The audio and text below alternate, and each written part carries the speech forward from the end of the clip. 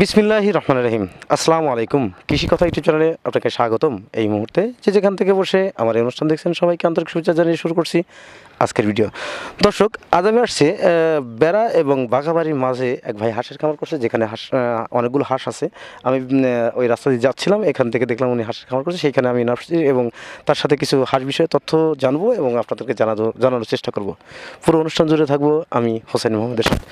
তো দর্শক, চলুন কথা না বাড়ি শুরু করি ভিডিও। আসসালামু আলাইকুম ভাই। ওয়ালাইকুম আসসালাম। ভালো আছেন ভাই? আল্লাহ রাখছে বলো। তো আপনার নাম কি? আমার নাম মোহাম্মদ শুকুর আলী। শুক্র আলী। আপনার গ্রামের বাড়িটা কোথায়? সাদাতপুর। আজাদপুর। আপনি এখানে কোথায় আসছেন? এখানে আছে পাটগাড়ি শস্যে। আপনার এখানে কতগুলো হাঁস আছে? আছে বর্তমানে 772টা আছে। আপনার এই কতগুলো হাঁস দিয়ে খামারটি শুরু করছেন?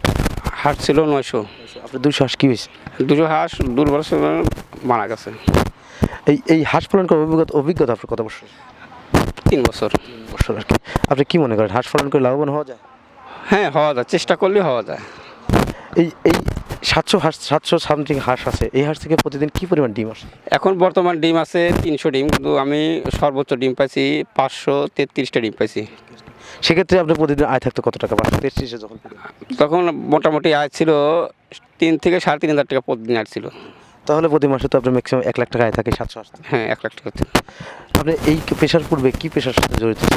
আমি অন্য কাজ করতাম, মানে কৃষি কাজ করতাম। কৃষি কাজের মাঝখানে দেখি যে ইউটিউবেতে এই খামার দেখি অনেক লাভবান আছে, তার জন্য আমি এটা করেছি। ইউটিউবে যেভাবে দেখায় সে তার সাথে কি বাস্তবতার সাথে মিল আছে? কিছুটা মিল আছে, আর পুরোপুরিটা নাই, কিছুটা মিল আছে।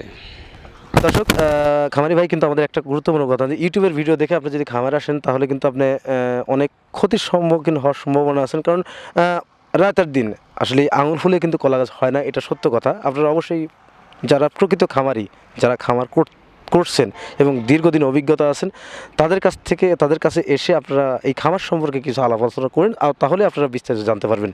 তো হাঁস পালন করতে আপনার 3 বছরের অভিজ্ঞতা, সেক্ষেত্রে এই হাঁস থেকে এর বেশি আর ডিম আসেনি এই পদ্ধতি যেতে। তো আপনারা কি জাতের হাঁস দিয়ে খামারটা দিয়ে শুরু করেন? এটা আমরা করছি হলো খাড়ি ক্যাম্বেল। কেন খাকি কেমন দিয়ে হাঁস দিয়ে করেন? খাড়ি ক্যাম্বেল হাঁসটা আপনার অন্য হাঁসের থেকে ডিম এটা উৎপাদন বেশি হয়। আপনার 3 বছর অভিজ্ঞতা থেকে ঠিক আছে। হাঁসের কি কি রোগ হয়ে থাকে আপনাদের? রিং আপনার যেরকম ডাক পেলে, ডাক কলেরা, এইটাই বেশিরভাগ হয়। আর এবং কার ব্যাকা হয়, হাত পা পড়ে যায় এরকম। এই যে ডাক কলের জন্য আপনি কি করেন? ভ্যাকসিন দিই। আর এই হাঁসের ঘাড় ব্যাকা হওয়ার কারণ কি? এটা ওই একটা একটা রোগ, এটাও একটা ডাক পেলের একটা রোগ। এই রোগে মনে করেন যে ওই গাড্ডা ব্যাকা আগে বোঝা যায়, আগে গাড্ডা যখন ব্যাকা হয় তখন বোঝা যায় ডাক পেলে এসে। সেক্ষেত্রে আপনারা কি করেন? ভ্যাকসিন দিই আমরা। তখন কি ভ্যাকসিন দিলে কার্যকর হয়? রোগ হয়, মনে করেন একটু দেরি হয়, তাই অনেক ওষুধ পানি খাওয়াই। তারপরেও হাঁসের প্রতিনিয়ত কি কি মেডিসিন আপনারা ব্যবহার করতে? ধরেন এখন সবসময়ের জন্য আমরা ক্যালসিয়াম এবং ভিটামিন, এক ফর্মুলা এগুলো আমরা দিতে থাকি। এগুলো দেওয়ার সিস্টেমটা কেমন? এই আমাদের পাত্র আছে, পাত্র ভিতরে দিই আমরা, এটা রাত্রে দিই। এই যে হাঁসের যে এসব রোগ হয়, তাছাড়াও কি আর কোনো পানিবাহিত রোগ আছে? না, আর কোনো রোগ নেই, কোনো রোগই নেই আর। আপনার এই যে এইখানে যে আসেন, এখানে কতদিন থাকেন? এখানে এখন এই খ্যাত প্যাকাতে মনে করেন 15 দিনের মতো আছে আর। এই যে হাঁস এই যে এইসব খেতে যখন পানি দেবে তখন কি শামুক উঠবে? হ্যাঁ, পাবে, তখন প্রাকৃতিক খাদ্যটা পাবে সে। তখন আর কি এখানেই রাখবেন? এখানেই রাখবো। তারপরে যখন ধান লাগাবে তখন আর কি এখানে নদীতে যাবো আমরা। তো আপনি কি মনে করেন, আপনি যে খামারে আসেন আর যারা খামারে আসতে চাচ্ছে, তারা যদি খামারে আসে তারা কি লাভবান হতে পারবে? হতে পারবে, নিজে চেষ্টা করলে হতে পারবে। আচ্ছা, হাঁসের খামারে যারা নতুন খামার, তারা বড় দিয়ে শুরু করবে না ছোট দিয়ে শুরু করবে? ফার্স্টে আমার মনে হয় যে বেশি ঝুঁকি না নিলে 1000 কি 1100 টাকা 1100 হাঁস হলে গেলে সবচেয়ে ভালো হয়। ছোট দিয়ে শুরু করবে। যারা নতুন তারা তো কিছু বোঝে না, তারা কিভাবে এই নতুন হাঁসটা বুঝতে হয় না, এরা আপনি বোঝা যায়। হাঁসের প্রধান খাবার কি কি হয়ে থাকে? প্রধান খাদ্য মনে করেন শামুক, আর আপনার ধান আছে, এগুলো কিনে খাওয়াতে হয়। ধান সবসময় তো ধান পাওয়া যায় না। ধান এখন কত টাকা মন কেনে? এখন বর্তমান আছে, আমন আছে হলো 970 টাকা, আর এই 29 বেচেছিল 1200 টাকা। কোন ধানটা খাওয়ার থাকে? এখন বর্তমানে আমরা গম খাওয়াতেছি, ধান খাওয়াতেছি না। গম কত করে মন কেনে? 1200 টাকা মন।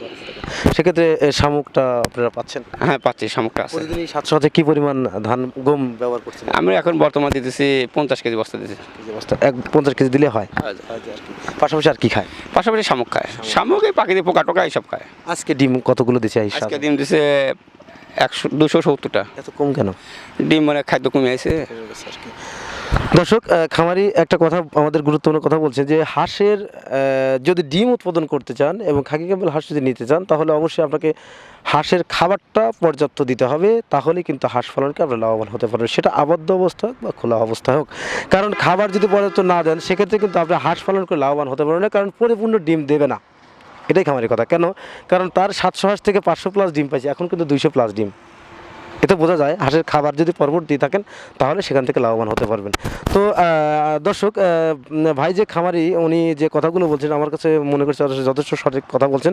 কারণ ইউটিউবের ভিডিও দেখে আসলে পরে তাড়াতাড়িতে কোটিপতি হয়ে যাবেন বা আঙুল ফুলে কলা গাছ হবে এমন কোনো কথা না। আপনাকে অবশ্যই প্রশিক্ষণ বা ভালো খামারি যে এই হাঁস পালন করে সাথে জড়িত দীর্ঘদিন এবং ভালো অভিজ্ঞতা আছে তার কাছ থেকে এসে পরামর্শ নেন, তাহলে কিন্তু হাঁস পালনকে লাভবান হতে পারবেন। তো দর্শক, আজ এ পর্যন্ত দেখা হবে পরবর্তী ভিডিওতে। ততদিনে ভালো থাকেন, সুস্থ থাকেন। আল্লাহ হাফেজ। ধন্যবাদ ভাই।